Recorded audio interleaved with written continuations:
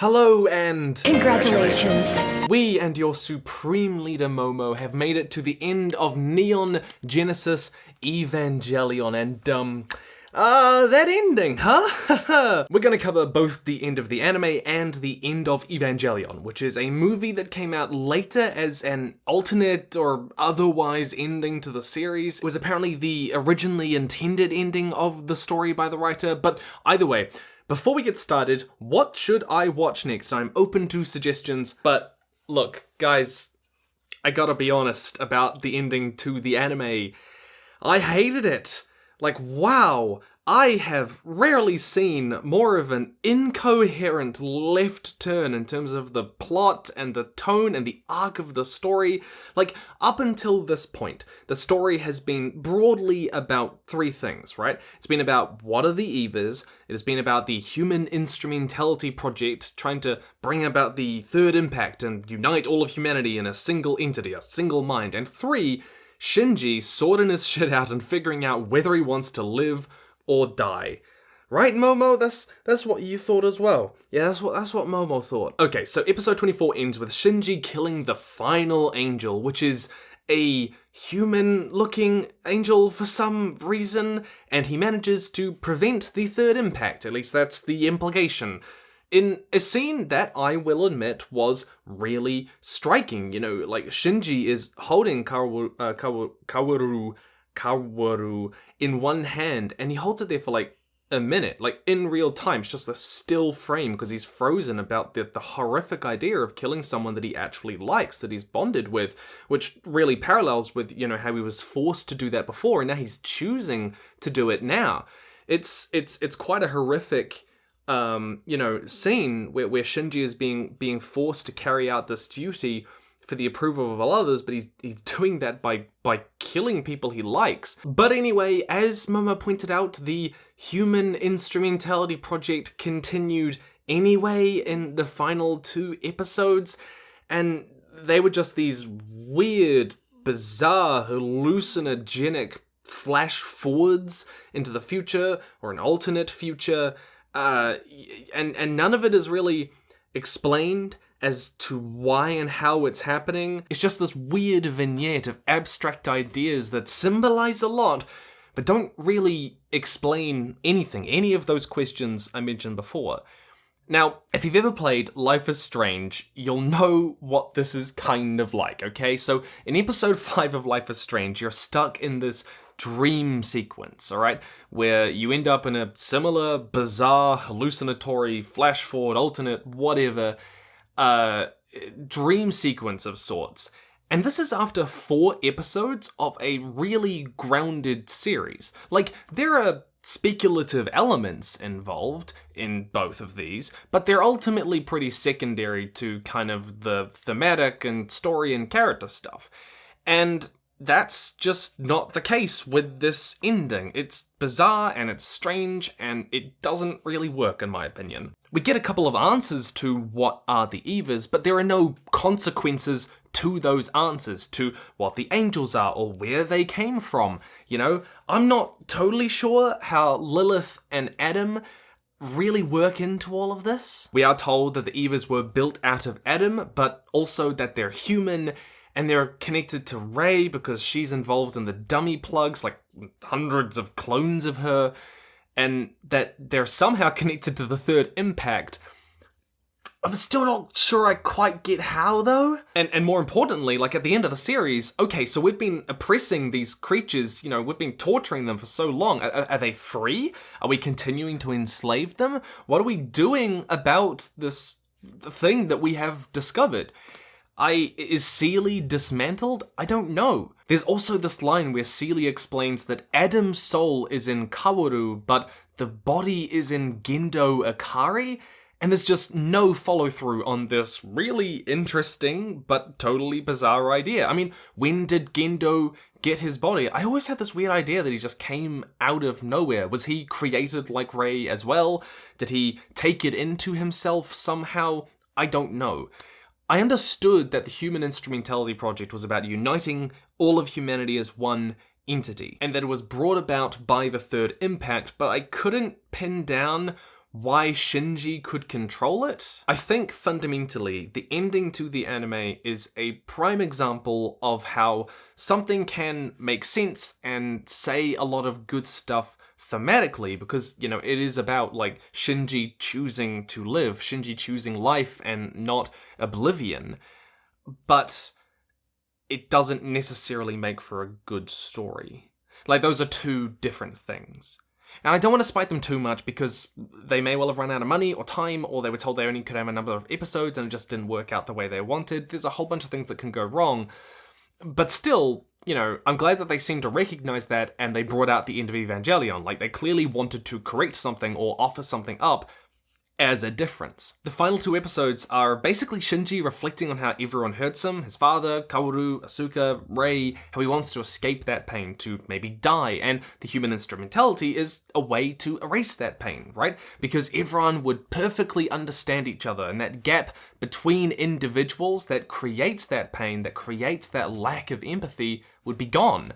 But Shinji does choose to live. He chooses that individuality, even though he knows it's painful, because it's also beautiful, it's also full of love and joy, hence... Congratulations! But this is why we have the end of Evangelion, right? Because it picks up either immediately after Shinji has gone through his whole LSD phase, or it picks up like right before it happens and tries to retell that story. It's not entirely clear. I'm pretty sure it's the second one. Either way, it is so good and so much better, and I love it. We get a much clearer understanding of how human instrumentality works, and Akari's plans, and how Rei fits into all of this, and the purpose of the Evas, which is great. It's what I wanted. It's tense and imaginative, and is that a vagina on Rei's head? What? Why? What? Oh my gosh, and there's a penis too! I don't even know what to make of this. Visually spectacular is one word that you could use for it. Spectacular. I gotta be honest, by around 2/3 of the way through the film, I was just along for the ride. I had already kind of settled into accepting, I don't even know what's going on in this film, and that's fine. It feels cool to watch, and I get to watch cool things. I got the gist of it. Seely wanted to unite all of humanity as one, and Akari wanted to unite all of humanity as one, but differently. And instead, Shinji was deciding whether or not humanity would do that at all. That's fine. I get the sense that this is kind of the experience that a lot of people have with it, that they get the gist, but not all of the details as to how and why all of this works, and that's fine. I'm fine with that. So it is a lot better. But it also has its flaws, because of course it has its flaws.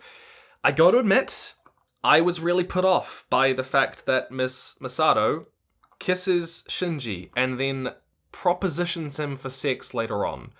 Like, she very explicitly says, we're gonna have sex, like, we'll do the rest of it later on. It's pretty clear in my brain.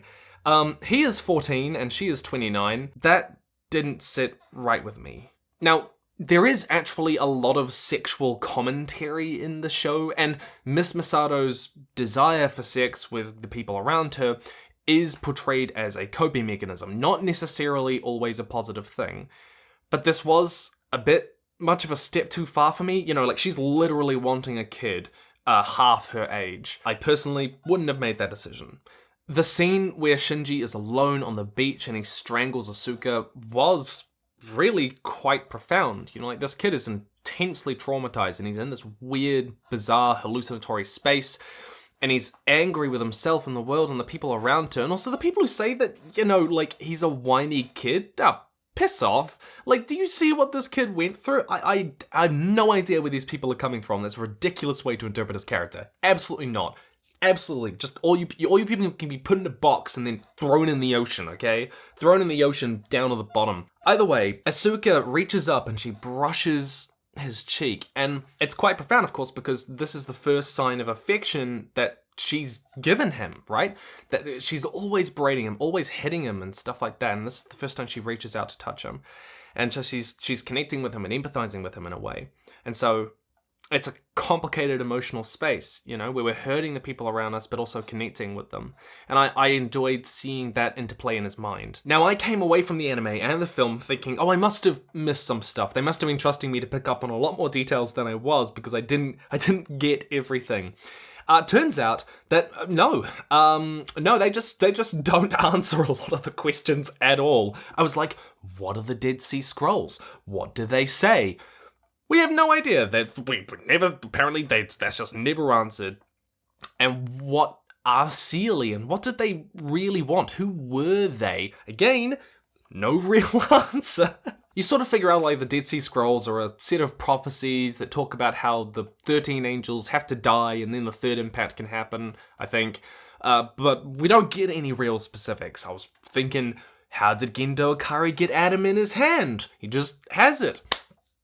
Don't know. Why is Rey part of the dummy plug program? Again, we don't know. It just is. You gotta think of it like really thematically, like they're all connected in terms of souls and these are flesh and the blah, blah, blah. I think one of the reasons that the series is both so great and also so confusing is that you don't necessarily know, one, what information you are missing, and two, what information you were never going to know in the first place. It gave the world this depth and mythos and world building, which I loved, but it's also easy to focus on the wrong questions, right? You know? And it does rely on you to piece things together. Now, Evangelion, whether we're talking about the anime or the film, is fundamentally about the question of suffering. Why do we suffer? What is the point of it? Can we stop it? Should we stop it? Should we just give up and give in and go to oblivion? How much can one person take? Across the series, every single character is struggling with a lack of empathy from others in some way, and how to fill the emptiness inside ourselves that is created by those other people, right? Shinji is given no love, no affection from his father, and takes a really dark turn that I did not see coming at all with Asuka, who saw her mother hang herself and developed this intense need to be independent, making her cruel to others and isolating herself, you know, because she doesn't need them anymore. She doesn't need anyone, and any suggestion of that is calling her weak, right? When she does need other people. There is value in human connection. Having it robbed from us, having it taken from us, especially at a young age, makes us really vulnerable. Miss Masato, you know, uses sex as a way to artificially bring her closer to others, to fill a hole inside herself. Did I just say that? To fill a hole inside. Moving on. We see over and over that this disconnect between individuals creates suffering, and this isn't something, you know, that we can fix necessarily on our own with intense independence, with perseverance and hard work and all inside our head. It has to, in some way, be fixed by other people. It has to, in some way, involve others. Shinji runs away, but he always comes back. And even though we can know someone really deeply, we're never going to know the true them that exists inside their head. Not exactly, right? So human interaction creates suffering through this disconnect. What do we do about it? Gendo Ikari feels he can only be whole by reuniting with Yui, his wife and Shinji's mother. Shinji thinks that being one with everyone else might be good. It would eliminate that. Asuka would finally stop being mean to him because she would understand how much she is hurting him. But fundamentally, Evangelion is also about how human disconnection can create joy and love and passion as well. Love is something that exists not inside one person, but something that exists in combination with another person. And Shinji has to realize that he does have a world of people around him. Hence... Congratulations! Asuka touching his cheek is that human connection, and through that, in a way, we become more human. We become more ourselves. And that kind of facade that we have to put up is not us, right? Transformation through connection, through physical connection, through emotional connection is a common theme in the series. Touching Adam or Lilith can trigger the Human Instrumentality Project and transform humanity. Gendo sticks his hand inside Rey, you know, touching her, connecting with her in order to transform her into this kind of being. And others connect with Shinji, and that is what allows him to transform himself in his mind and his way of looking at the world. The Evas themselves transform into something else by connecting with their pilot, by syncing with their pilot. The better that becomes, the more transformed the Eva really is. They become more human. They gain emotions. Rei, by building a relationship with Shinji, becomes not just Akari's tool, but a human with a will and expression. Giant Rei, with all that entails. Kaworu connects with Shinji and is the same. He manages to exert himself after years of not being given that human connection. If you look at it in that metaphorical way, I think it's really true. We dehumanize others by cutting them off, right? And we also humanize people by bringing them in, into our lives, by empathizing with them. If we look at how we become people, we become humans as we grow. It is deeply tied to the communities that we form, that the friends we find, the families that we build, and people who lose that, they lose a part of themselves that lived in those other people, and a part of themselves that they've got to find in others. There is a gap in ourselves in a way that does need to be filled by the people around us. That it's the gap in which we find true joy in some sense. And I think that is a distinctly human idea. I think it's a very human thing to believe that. And I think it's quite beautiful. Overall though, I'm looking back at it now, and I really did enjoy Evangelion. I would totally watch something more like that, but I want you to give me your suggestions. What should I watch next? What should I review next? Let me know down below. Stay nerdy, and I will see you in the future.